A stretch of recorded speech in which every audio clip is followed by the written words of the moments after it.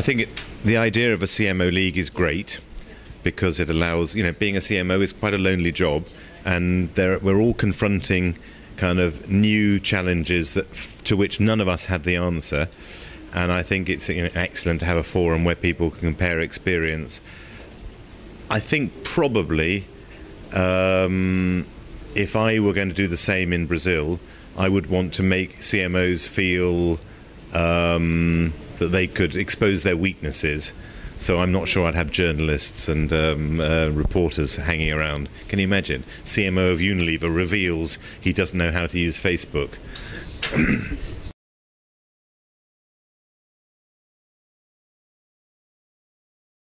The first and most important message is, however much you fear the stuff, however much you despise it, however ridiculous you think it is to post on Twitter what you had for breakfast or to like some trivial story on Facebook, just for the sake of your own expertise, use the tools, practice it, try them.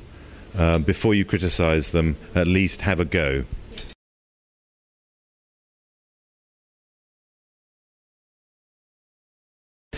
No, I think it's a very good question because I can't. I can't think of any single branded example.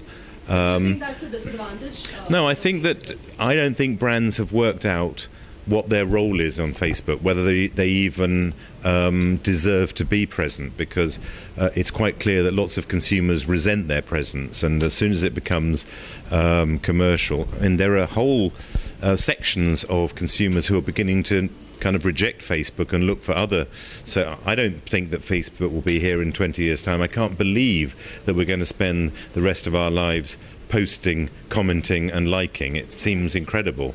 So I don't know what the answer is to brands, whether they have a right to be present in Facebook or Twitter. Right. But that's still no excuse for marketeers not to know how it works. Right.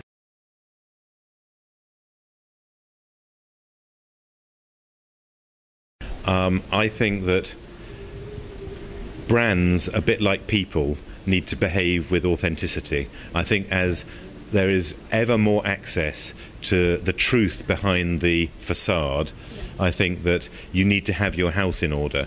It's more important than ever before to be something rather than to say something. And so one of the great things about digital media and the technology that allows consumers to get behind the facade of brands is that you can't lie, you can't pretend. You have to behave in an authentic, honest way. Interestingly, if you make mistakes as a brand, you can be forgiven. Often consumers actually rather respect a brand that makes a mistake and kind of stands up and takes responsibility for it. So I think authenticity for brands is the future.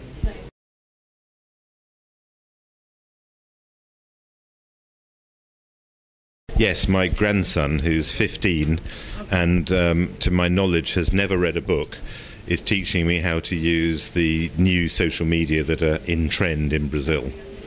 Wow. Thank you. Thank you very much. Thanks very much. Thank you so much. Thank you.